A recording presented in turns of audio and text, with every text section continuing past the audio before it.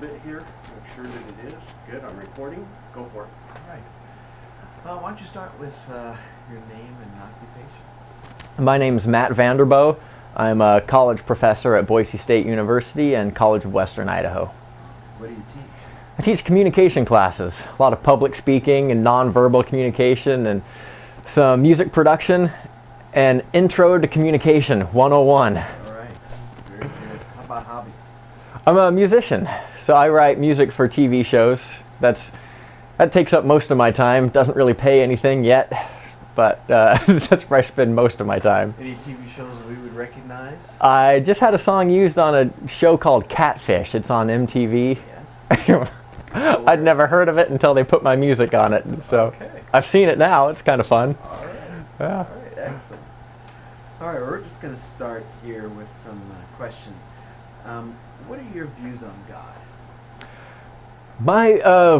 My views on God are that a God exists, and that's about as far as my views go. They really don't go much further than that, other than I do have a belief that there's some type of higher power operating somewhere in the stratosphere, but I don't have many views out that don't expand beyond that. Okay. So no idea or view of a personal God, a God that you could encounter, that would encounter you. Yeah, no, I don't have any of those views. Okay. Why do you think that some people need God? Oh, I know from personal experience with people in my family, God is a very comforting thing. To know that there's something higher out there, some place that you go to after you die. I've had family members, close family members, die of various diseases, cancer and things like that. And for certain people in my family, they've really turned to religion and God as a comforting thing, to know that those people haven't just disappeared completely, that they're in a better place. And I think there's a lot of solace to be found in that, and a peace that comes through that knowledge when you go through hard times. Okay. Speaking about death, have you given much thought to why there is death and what happens afterwards, or is there an afterwards? Yeah, great question. Death is inevitable. It has to happen. If we didn't have death, there'd be 8 quadrillion people on the planet, and we couldn't sustain that. So there's no way people could live. It's the natural order of life. Things are born into existence, and then they die, and we're replaced by other things. So I have no hard time with death, and that it's going to happen. You kind of come to terms with that. As for what happens when we die, I don't exactly know, or obviously no one really knows. My thoughts are that we do go somewhere else, that there's some type of an afterlife, whether you call it heaven or the spiritual dimension or the great beyond, whatever term you want to put on it. I think there is an afterlife. Don't exactly know what form that takes, but this is based off of my own personal experiences and things that I've witnessed and been through firsthand. That don't really come from the Bible or anything. It's all just personal experience. Okay. What is your opinion about the Bible and the Judeo-Christian God as described in that book? Yeah. My views on the Bible it's a fairly mixed bag. Obviously, it's a major document that has really shaped the world we live in for the past couple thousands of years. But I'm mixed on that because we've got this one document that's been translated countless times into many different languages, from ancient Hebrew to Aramaic, all the way leading up to what we've got now. The English we have now has also been translated many different ways, from King James with, you have all the antiquated these, thous, and all thines. And now there's a more modern, like, hey, I just want to hang out with you type thing. So every translation, and I know this from different things I've done in school, anytime you translate stuff, there's stuff that's lost in translation. So how do you maintain perfect 100% accuracy of the original text when you're moving around different languages and different forms of a language? So knowing that things are a little bit altered, and maybe not purposefully altered, but they are altered a little bit each time you translate something, to me it seems like, well, maybe we can't trust this document 100% the way a lot of people do. So on top of all the translations, there's also 1,000 different ways to interpret each translation. And you see that all around with every branch of Christianity. They all interpret a text a different way. And I think that the way you read the Bible is a lot like statistics. Statistics, if you finesse them, can be used to prove any type of point, and you always have a statistic to back you up. So the Bible, to me, is kind of the same way, that people can take different passages and different scriptures and say, well, this is what the person means, whereas someone on the other hand can say, no, you're completely off base. I was really woken up to this, oh gosh, probably about 5 or 6 years ago. I was doing a rock opera, one of my musical projects. And the rock opera was about racism and where people's ideas of racism come from. So my idea is that people aren't born racist, it's a learned behavior. And I really got to looking up things about white supremacy and the KKK, and their beliefs are based on the Bible. I couldn't believe it. And so they were pointing out scriptures and passages, and go back and I read those things, and I was like, well, I guess I could see how they get to that interpretation. But there again, it comes to it's an interpretation thing. And I think you're taking the same batch of words but putting a different spin on it. And so I think for me, the Bible is it's a thing that is a great concept, but not a perfect, oh gosh, how do I want to say this?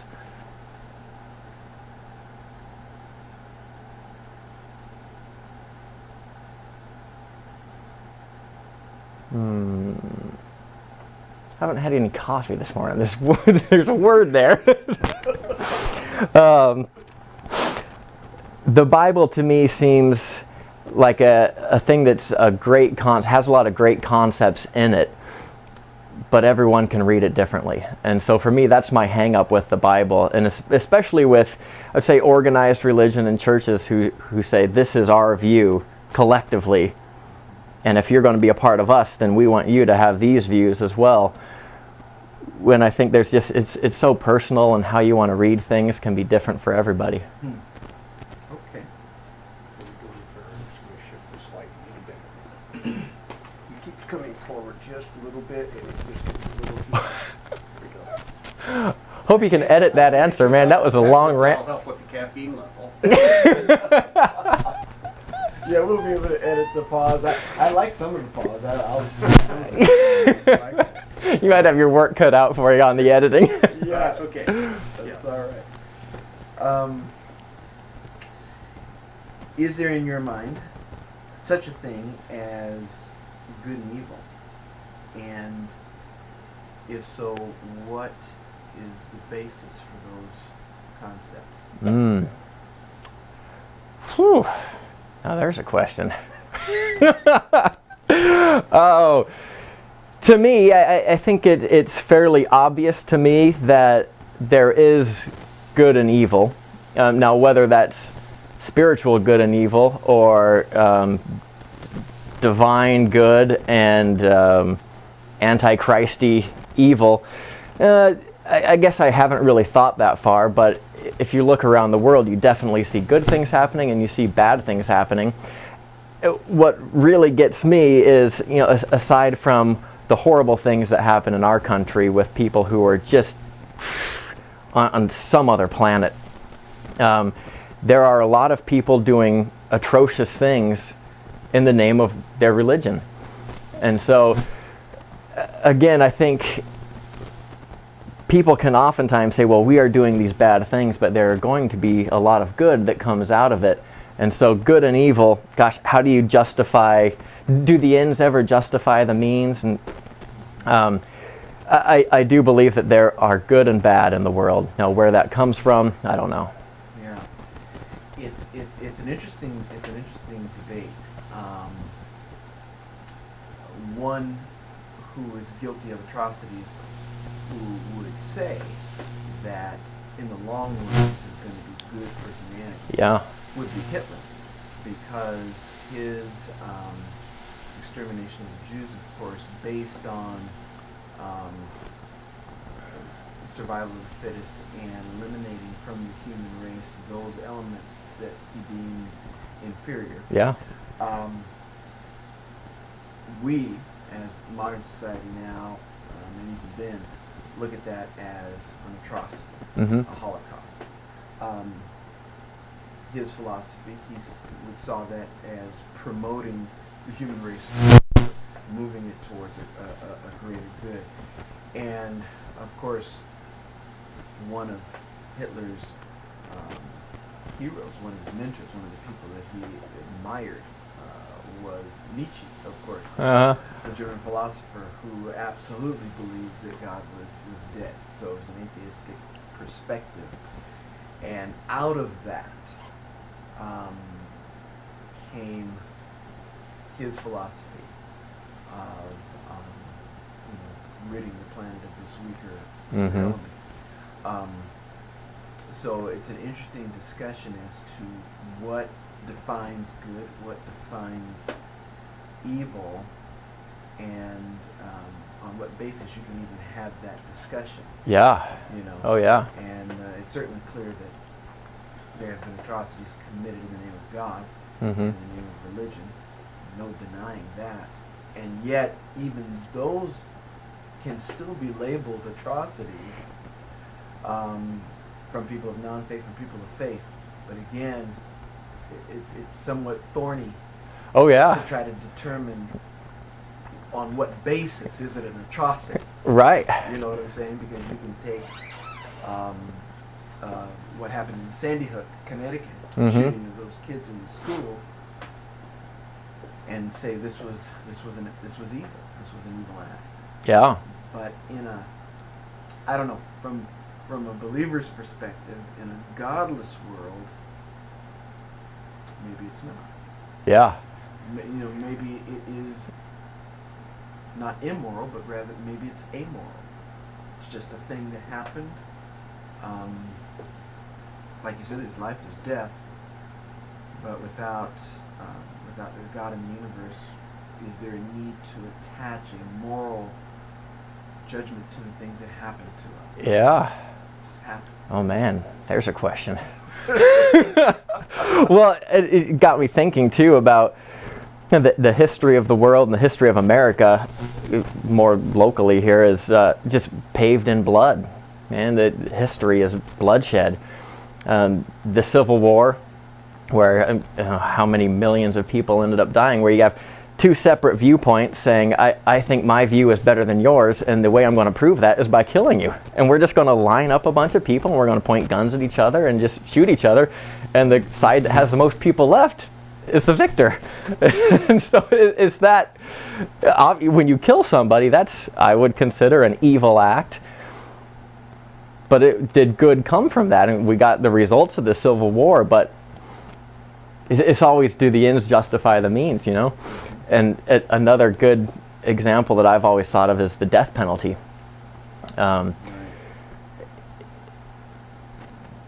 When someone does any number of horrible things and they're tried by a jury and convicted to death, by killing that person, are the executioners them becoming the evil that they're trying to get rid of? So, weird philosophical questions. I have no answer for any of those things. That's some deep stuff. I think you need a PhD in something to get on that one. Well, they're good questions. I mean, is there a point at which a person surrenders their right to live based on the acts that they have committed? Right. Or that they have the potential to commit. Mm-hmm. You know, and that is the debate. I mean, that's the debate over capital punishment.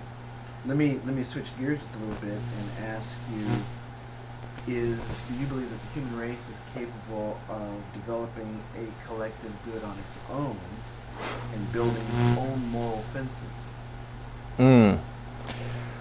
Are we capable of building our own moral fences on our own? I think we are definitely capable of doing that. Whether I see that as a real possibility, probably not. Unfortunately, I think there's just way too many viewpoints in the world as a whole, and too many people want to say I'm right and you're wrong, and I'm going to show you how wrong you are by killing you or blowing up your buildings or suicide bombing you or any of these things. And I guess I want to say there's too much ego in the world to ever have a collective moral goodness, because too many people want to say that they're right and prove that the other people are wrong through any means necessary. Sad. I think we can do it. The human race is an amazing species. We're capable of anything, but the ego outweighs all, I think. And from an evolutionary standpoint, one of the questions that I have is, where does that ego come from? You know, from a biological standpoint, you don't need ego in a petri dish. Yeah. You know what I'm saying? The process of cell division and what have you takes place without the presence of morality or Right. the presence of ego. So the fact that those things exist in the human species causes me to question, where does that come from? Right. Where does that, how does that become a part of the evolutionary equation? Yeah. Not an answer, just a question. We do seem to be the only species driven by ego. You can see it a lot in animals, dogs and stuff, where they have an alpha who dominates a pack. And there'll be a little scuffle at first, but then roles are assigned, and you got your alphas and you got your submissive dogs, and away they go. And then ego's never, it flares up for a second and then it's gone. But human beings tend to flare up all the time, and we can never put our egos aside. Yes, and we should have by now been able, like you said, to check that for the benefit of the whole. Right. But it seems as if the more things change, the more they stay the same. Yeah. Sadly, I think it's really it's an education thing. I think it boils down to how well educated people are. One of the best lessons anyone can learn in life is that we're not right all the time. We might be correct here and there, but there will be so many other people in the world with better ideas or more accurate ideas in any type of profession or any type of mindset. And I think sadly our tendency is to say, no, what I've always done is the right way. And we just have a hard time letting go and saying, okay, you know what, I think I was wrong. And that would probably be true of all philosophies. Oh yeah, in anything, from philosophy to religion to just the job that you do from 9 to 5. Right. Very good. We're almost done. What do you think of Jesus? That's a great question too.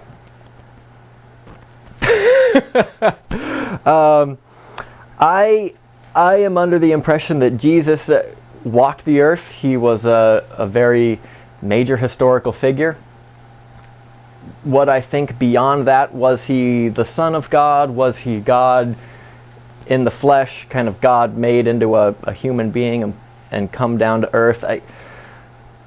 I'm not sure if I believe either of those things. I do think that there's too much evidence out there to discount the fact that there was a person named Jesus who did some amazing things and had very valuable lessons to give to people that have been passed down thousands of years.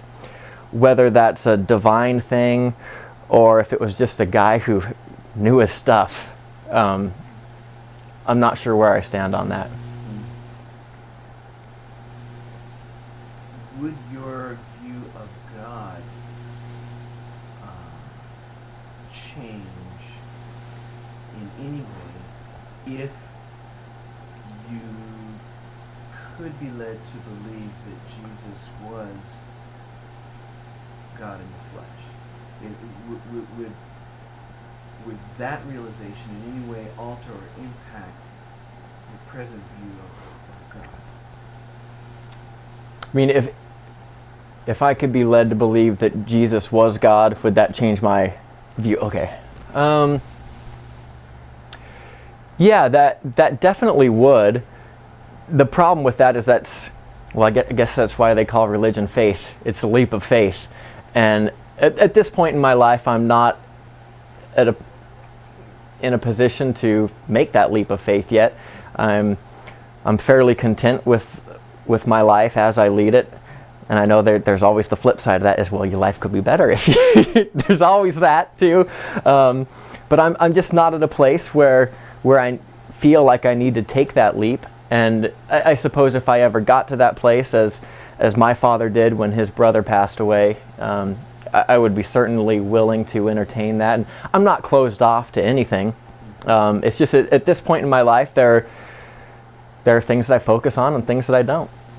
And a lot of the big question marks, the unknowns of the universe and spirituality, those are the things that I can live a great life with those being question marks and not answers.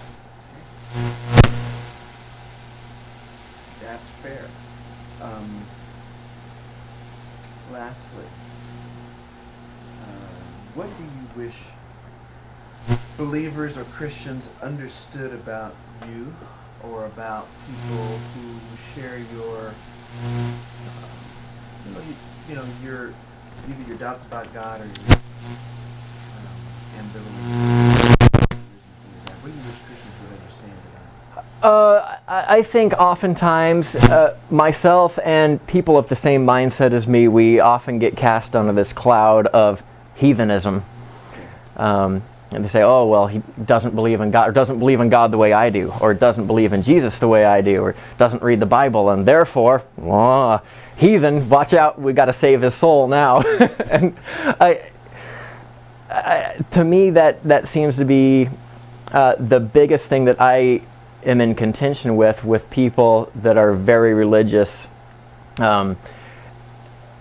And so that's the biggest challenge is saying, it's not that I'm a heathen or a total atheist or anything of that nature. I'm okay with unanswered questions. And for me, I don't need those answers. And religion opens up, for me, well, gosh, how to say this now?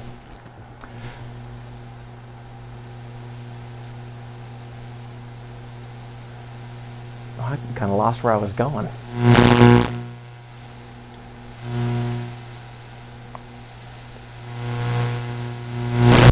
Cut this out. Blank stare. I don't even know where I was at there. My mind just kind of drifted and I never got it back. Couldn't reel it in on that one. Let's see. How did I? Talking about you wish that believers didn't categorize you as You're the heathen. And Right. Answered questions, you're okay with. Yeah, you're okay with Yeah, I'm okay with that. And so there's this great passage from the Bible. I have no idea where it comes from, but the judge not lest ye be judged type thing. It's like, okay, well, stop judging me. Okay. Fair enough. Yeah. Fair enough. And lastly, if the roles were reversed and you were interviewing a believer, Yeah. what questions would you have for believers? Probably my biggest question would be how you came to your system of beliefs. Was it something that you just grew up around and it was kind of instilled in you, or was it something that you had this very dramatic personal experience with? Like, how did you come to the belief? Because that's really important to me, and I think gives a good framework of how to understand a person's belief set. It's like we learn everything from our parents as we grow up, and we learn good things and bad things, all the way from how to raise your own children. If your parents raised you well, then you got great tricks to use. If your parents didn't do a good job raising you, then you know what not to do. But unfortunately, a lot of times we end up doing the things that we didn't like to us, or didn't like being done to us. And I think religion can be one of those things where if your parents raise you a certain way, then they instill this knowledge into you, whether or not that's what you would really believe on your own. So I'm always curious to know whether or not a person came to their religious beliefs through their own conscious effort, or if someone just said, this is the way it is, have fun. Right. And it's interesting because even I think both ways, because some households are non-believing households, raised in the framework without God, and some of those same children will grow up and embrace faith. Yeah. Some children who are raised in a house with faith will grow up and turn away from faith. Yeah. Oh, yeah. So it's true that we're heavily influenced by our environment and by the instruction that we get from our parents. And there's probably more statistics, I'm not sure what exactly it is, that you do tend to stay within the general framework of how you were raised. But there's plenty of people who, once they become of age and are more independent thinkers and what have you, choose something that was different than Oh, yeah. they were raised in too. Yep. So I think it's a combination of environment as well as personal experiences. Oh, yeah. With one another. Yep. And some people leave God because they're disappointed with Him, angry with Him, something that they felt God should have done and didn't do, and so Right. That's it for belief. And then others have the opposite experience. Yep. So there's a lot of room for the journey, and I appreciate you sharing your part of the journey Yeah. with us. Bob, do you have any questions before we go? No, I'm not a theologist. I just wondered while you were listening to the conversation. I would like to ask I was those. very interested in the conversation. I would say you're one of the. I would have a very easy time having a conversation with you on a from a non-believer to a believer standpoint. I wouldn't feel any more condemned by you than you would by me. Right. So I felt that was a really honest statement because it is really true. I just feel like judgmentalism doesn't belong anywhere in the Yeah. human race. Yep. And it's caused so much damage to Yeah. the human race. Yeah. So not so much as a question as I absolutely agree with the statement. Well, thank you. Let's see. I guess got me thinking of something. I've had this conversation with many of my believer friends. No matter what they believe, I always support someone's beliefs. In what I don't try to talk people out of what they believe. If they ask me, I'll give them my viewpoints, but I won't ever try to dissuade someone from what they believe. I think belief is a very personal thing, and it can be very beneficial and helpful, and it can make people stronger and get through life better. And if that's what someone's needs, and I totally disagree with their viewpoints, then let them have it. If it's good for them, then let them go. Yeah. I agree with you, Bob, because this is the second time that you and I have chatted, and I found you very easy to talk to, and I enjoyed our conversation the first time, and I've enjoyed it today. And it would be nice, wouldn't it, if people of different If we could all talk this easily, converse wouldn't it be great? civilly and not throw stones. Right, yeah. It's great. It's great. No, it's instructive. And, Yeah, because it really is true. We are going to change. We're going to skew our beliefs based on whatever our experience is. Oh yeah. And, Yep. and You know, and one thing that I'm coming to realize now because of working with the ministry that I work with, True Step Ministries, and we're very much based in working with people. Well, we say at risk, and I kind of hate that word because Yeah. we're all at risk. Oh, yeah. and really, that's what we're saying. It makes no difference if you were, an addict off of the street, or if you're just a person who looks like we're totally normal. Yeah. Oh, We've yeah. got baggage. We've all got stuff that happened to us, and right now I'm learning to deal with the stuff that happened to me in my childhood that caused me to be such an angry, nasty person. Yeah. Oh, yeah. Which affected my family and my kids Yeah. and everybody else around me. And it had nothing to do with God, Yeah. but I was mad at God. Okay? Yeah. And so, I think too often we take what we do and we project it. And it's so easy to have a being up there somewhere that you can just project all your Oh, yeah. hostility on, right? It's an easy target. Your own, right? Yeah. And so I think the thing that I'm looking at right now is just that, we all have stuff that we have to deal with and we have to overcome. And I think the beauty of that is I'm finding right now that God is a great source for me in learning to let go of that and Mhm. forgive and understand that people have their own things and hang-ups too. And so quit condemning them. Okay? Right.